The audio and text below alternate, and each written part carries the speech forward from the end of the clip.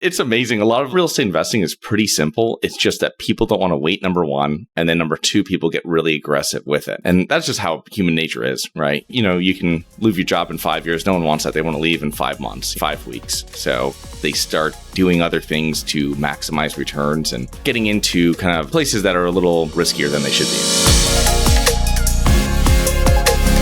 Hey, welcome back, everyone, to another episode of Eat, Sleep, and Invest. I'm your host, Brian Driscoll, and I'm here with Charles Carillo. What's going on, Charles? Not much. How are you doing today, Brian? Hey, doing well, thanks. Thanks for coming on, man. We appreciate it. Yeah, thank you so much for inviting me. All right, so today will be pretty cool. Chris has experience in multifamilies, I think you said since you were 6 years old, syndications, and a bunch of other stuff. Chris, give everybody a little background on like how you got into the space and what you do.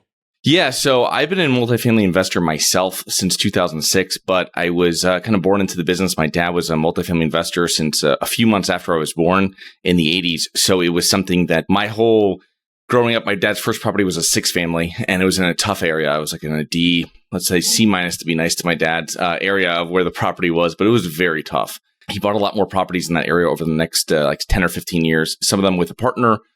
Most of them, I would say, half of them, most of them by himself. He had a small team that he put together, his own management team to manage them.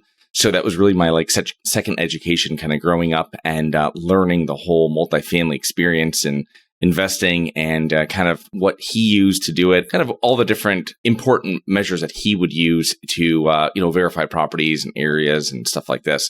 When I graduated college in 2006, I bought my first property, which was a 6-family a 3-family multifamily. It was a house hack. End of 2006. So it was an interesting time in the market, and it was very high. I was able to rent it out to a couple other people I knew for the other 2 floors. I lived on 1 floor, and then a couple years later in 2008, I did it again, and that was at the end of 2008, which is completely different from the end of 2006. A year or 2 later, started getting into commercial multifamily mixed-use properties, which was at that point offices on the bottom and then apartments above it, and then kind of grew from there. I moved down to Florida in 2012. Over those 6 years of investing before moving down south, I self-managed all my properties, which was a lot of work, but I started delegating a lot more towards the end of my self-management career. Since being down here in Florida, we've been really focusing on a larger multifamily properties and getting involved with syndications here in 2018. It's crazy, too, like getting involved. Like, you're not really involved when you're like 6 and like when your dad's taking you, but I'm sure he's taking you to places. So you're just hearing things and kind of like just picking up knowledge. It was an interesting thing about dealing with people, dealing with contractors, collecting rent. And then every time something would happen, my dad would be like, he'd give you like his own little like lesson on the side that you would learn, kind of little words of wisdom that he used. And you still remember some of that today of stuff when you're dealing with properties. And, my dad was an old school investor, back of the napkin type guy. He wasn't working out spreadsheets or IRRs or anything like that. It was pretty basic cash flow investing.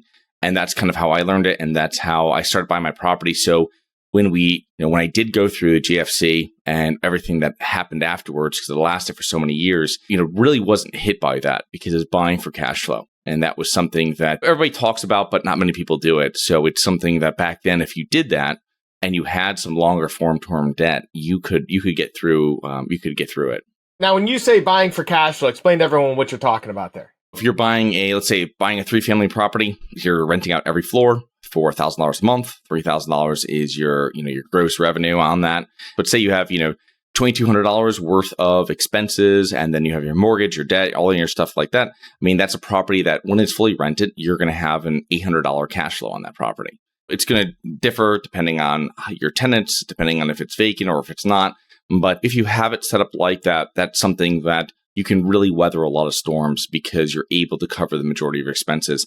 And hopefully, if your tenants are staying 12 or more than 12, hopefully 24 to 36 months plus, that's when you're able to really make the most amount of money because you're really minimizing your downturn. And your turnover is a huge expense. If anybody here is, single family investors, same thing with the multifamily. When you have that turnover, it's extremely expensive.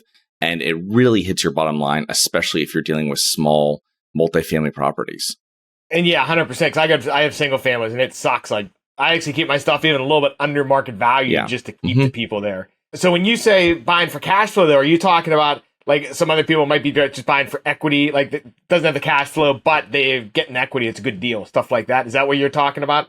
Yeah, on the other side of it, when you're not buying for cash flow, you have people that are really buying for appreciation, which is, it can be slippery if it's not done correctly or if you're not well capitalized. The problem happens is when you are over leveraged, you don't have capital, you don't have a reserve fund, you're buying it like that, and then we go through some sort of pullback. It doesn't have to be, 07, 08, but some sort of pullback where you're having to pay a lot of bills yourself because the money's not coming in the other end, whether your tenants are paying, whether it's vacant, whether you're thought you're getting $1,500 a month for a unit and you're now getting $1,200. So you're making up that difference between it, stuff like this. And if you have a reserve fund with it, I mean, that's one of the big things that we always are a proponent of.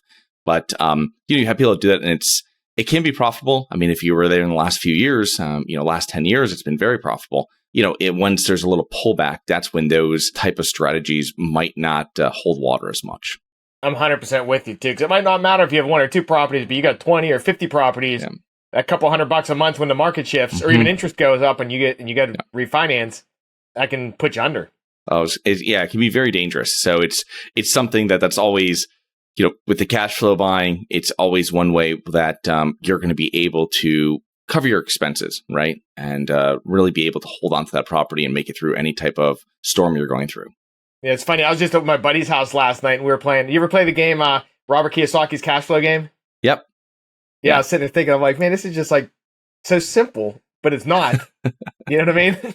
Yeah, it's amazing. A lot of real estate investing is pretty simple. It's just that people don't want to wait, number one. And then number two, people get really aggressive with it. And that's just how human nature is, right? You know what I mean? They don't want it in 5, or you say, oh, you can leave your job in 5 years. No one wants that. They want to leave in 5 months. You know what I mean? 5 weeks. So they start doing other things to maximize returns and getting into kind of places that are a little riskier than they should be in. Yeah. Now, okay, so let's talk about reserves.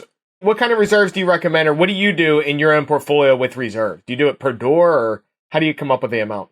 If I'm talking to someone that is buying, let's just say, a small multifamily property, so less than 10 units, I would say have your 6 months of expenses in the bank. And that could be, some people will put all their expenses. Some people will put just their debt service, their mortgage, taxes, insurance away. And then also put away, when you're purchasing, any kind of work you're going to be doing to that property. Now, when we're doing like with syndications, we put away work that's going to be for the whole hold. So if we know that a roof has to be done in 2 years, we're going to put that away initially. Okay.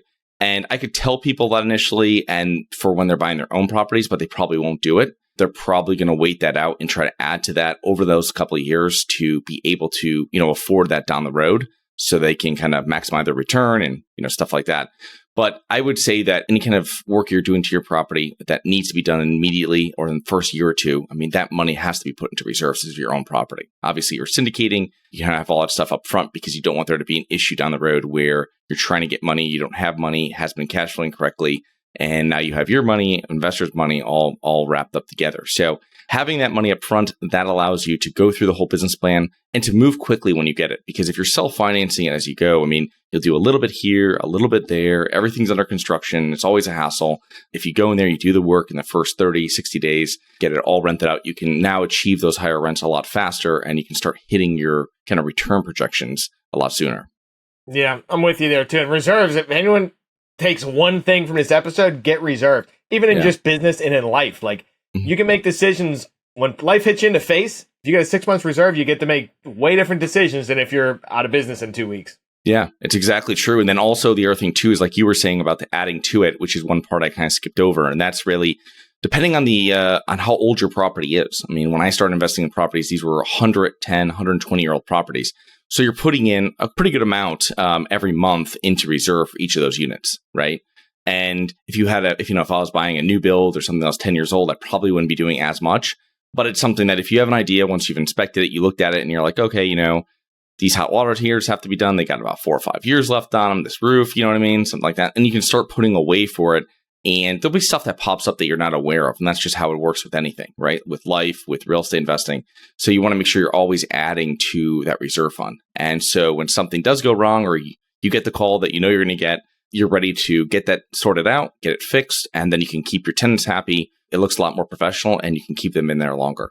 Yeah, it's way easier to cut a check when that money's already allocated. Yeah. It's hard to be searching for it, trying to find a deal where you got tenants that are calling you, hey, I've got no heat.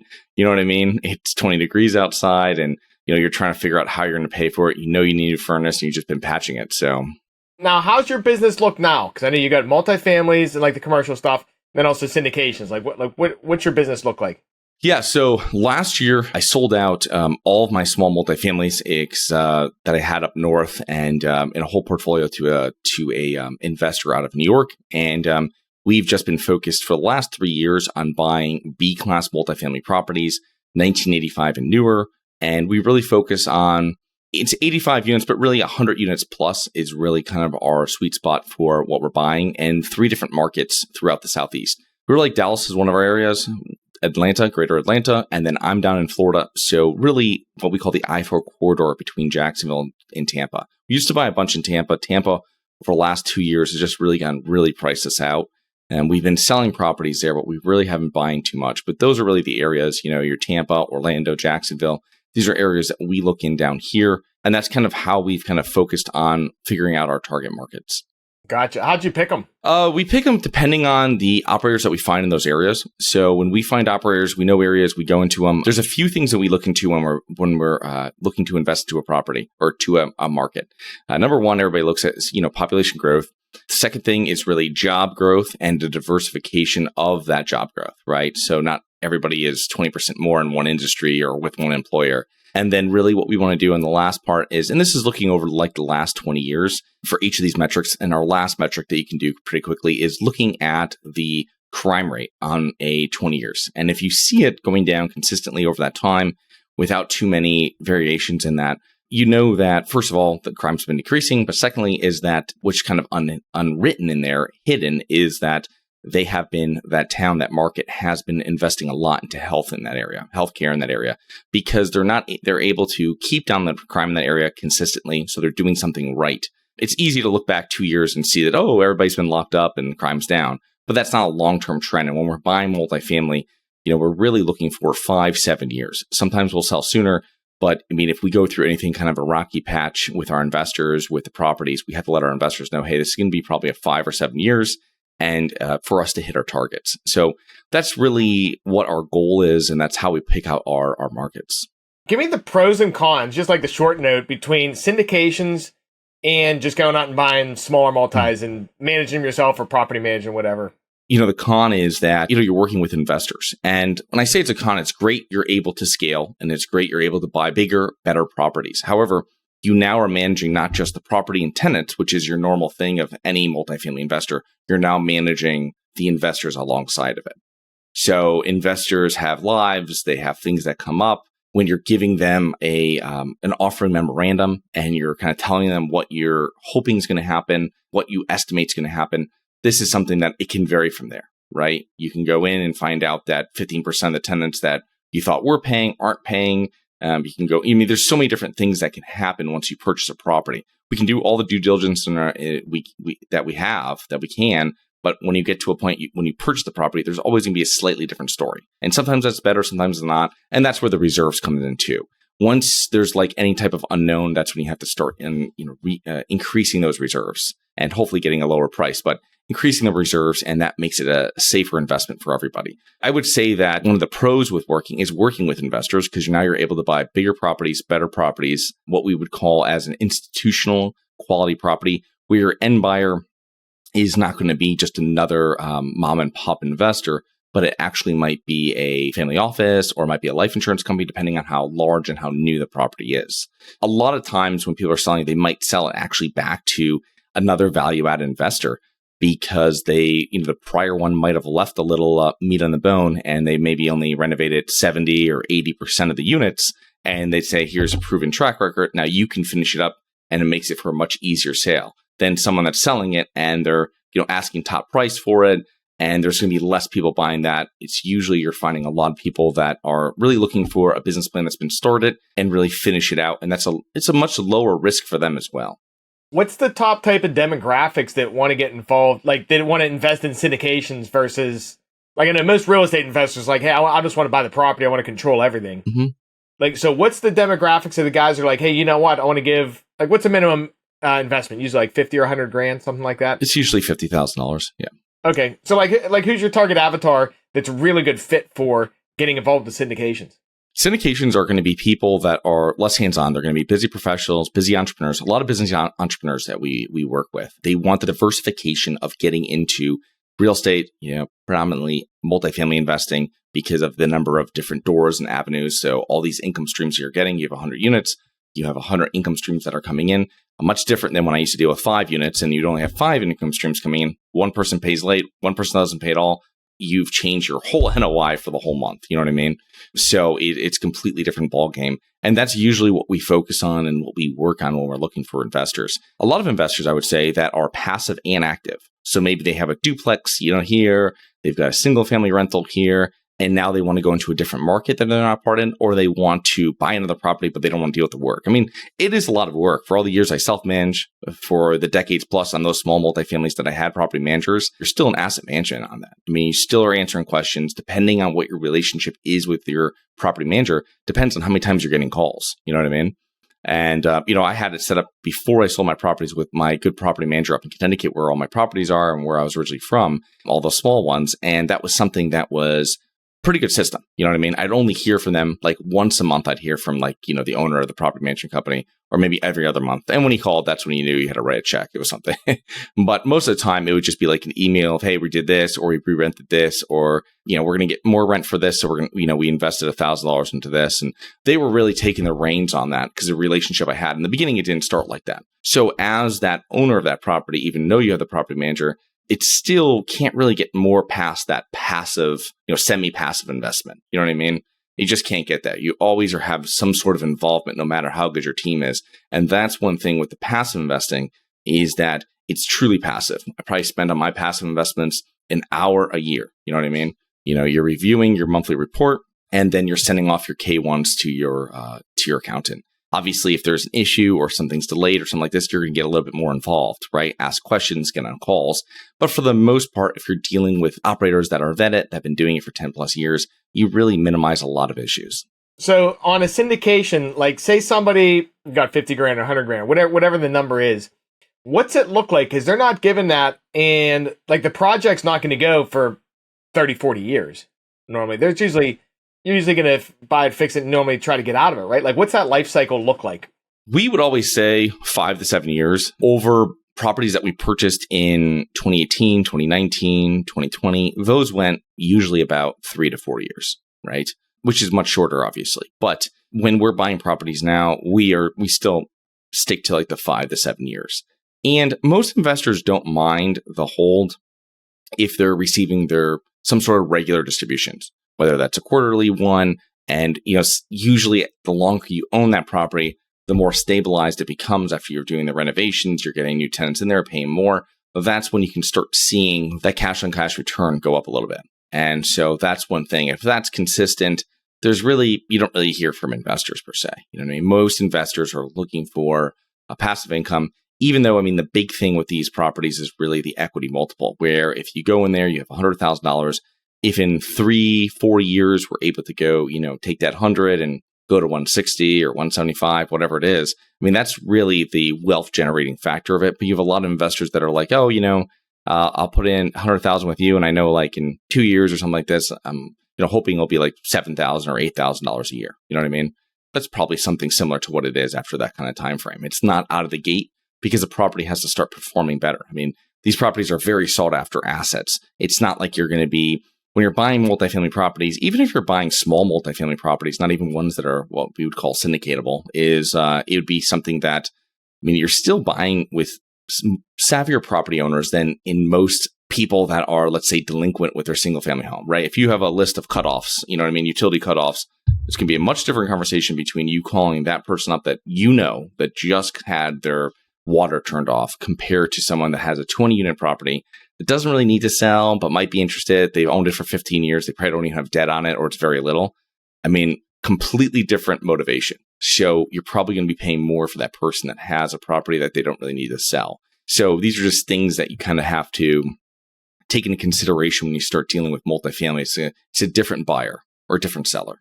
Yeah, that's a really good point too, because people selling multifamily is a totally different ballgame. It's a different type of owner. Most multifamily units aren't going to be distressed. Like the owners aren't pressured to sell.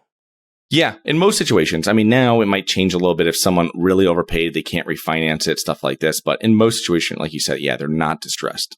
Right. What type of risks are there with syndications? Syndications, as a passive investor, I mean, one of the big risks is that you don't have any control. So if I want to sell it now, if I feel now is a good time to sell, we sold a property at the beginning of 2021. I had like 2 or 3 of my investors that wanted to hold the property out. Now they're happy they didn't because we got top market price for that. But at that point, we made the non-greedy decision to sell and, take our gains and move on to a different property. But sometimes you have investors that want to hold on. You know what I mean? They want to stay in properties. They want to change around how units are getting updated. They want to update more units, or they want to update less units. And that's just something that you have to be comfortable with, giving all of that power to another group to make those decisions, right? Just like if you're investing in any type of stock or index fund or whatever it might be. I mean, you've left all of your really decision-making power at the door. Yes, you can buy and sell, but you're not going to be able to, you're not going into board meetings and changing, you know what I mean? Changing what you're trying to do. So it's a little similar to that, but some investors want more control. They can get more involved, but when you get more involved with real estate investing, it's also a larger time commitment. Right. And that brings up a good point. So what are some things that you would recommend if somebody's looking at working with a company with syndications? Like, what are some things that you recommend looking for as flags or good organizations to get involved with? Yeah, that's a great question. So I would say number one is I would start doing your research if it's something. So like I passively invest a lot into real estate deals in different asset classes outside of multifamily and then also mainly multifamily. If something interests me, I get on their email list, I get on a call with them, you start doing your due diligence, it doesn't have to be something where you're doing it and you're going to have to invest by the end of the week. It's something where you can start doing your due diligence on the operator, you know what I mean? Look at their deals. Most of them are open book, we'll provide old investment operating agreements, anything that people want, you know what I mean? Before and after pictures. We have a whole folder that we send out to people when we talk to them on the phone, and they can do their own due diligence over the next few months. And I think that's the best way of doing it. You know what I mean? Do your due diligence and then get on their list, start seeing the deals you're sending out. Are those deals what you're looking for? Some people send out deals that are very little cash flow, but hope to sell, with a large multiple in 2 to 3 years. Some other ones are longer term, 7-10 years that are getting some cash flow for a long period, maybe a refinance during that time. So making sure that what the business plan that they usually utilize is going to match with what you're doing, and then start reviewing deals that they've done, I think is the best. So when deals come up, you kind of have your criteria of what you're looking for. And I think that's really important. So when I'm looking at properties to passively invest in, I just don't invest in properties that are older than 1980, right?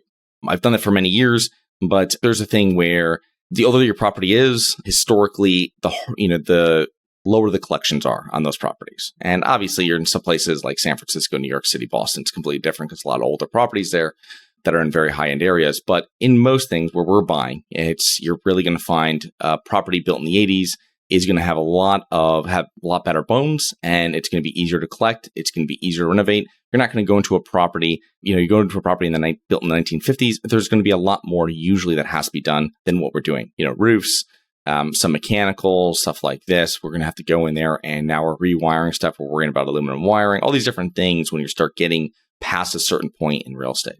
That's cool. Now, if someone wants to work with you, you do all this kind of stuff. Like, what's the best way for them to reach out and run through that scenario? Yeah, sure. If you're interested in learning more about passive investing, you can come to our website, harborsidepartners.com. And if you go into harborsidepartners.com, fill out we have a free form there for a free passive investing guide. I have a twice weekly podcast. One of them I do interview based. One of them I do as what I call Strategy Saturday, where it's just a short episode that goes over a strategy or something that we're working on within our business. And a lot of free information there that you can learn about what we do and possibly get on a call with you. Cool. What's the podcast name? It's called Global Investors. Okay, cool. And you can just look it up on like iTunes or Spotify. Yep. And if you go right into our website, I've got links to it there. We have links to everything, all of our YouTube channel. So anything you're interested in learning about, a lot of free information right on our website. And you can learn more about passive investing and then also multi-family investing, even if you want to be active. What's your favorite book? I like the 80-20 principle. That's one of my favorite books and one of the biggest ones because it's for kind of people in all types of business. You know what I mean? Professionals, entrepreneurs, anybody with their life, they just figure out. And when you read it, it's a lot of aha moments and you're putting down your book. You know what I mean? Yeah, that's cool, man. Hey, well, we appreciate you coming on. Thanks a lot. Thanks a lot for having me on, Brian. Hey, everyone, thanks for listening. Reach out to Charles. We'll have everything in the show notes. And get out there, crush it, close some deals. We'll see you guys.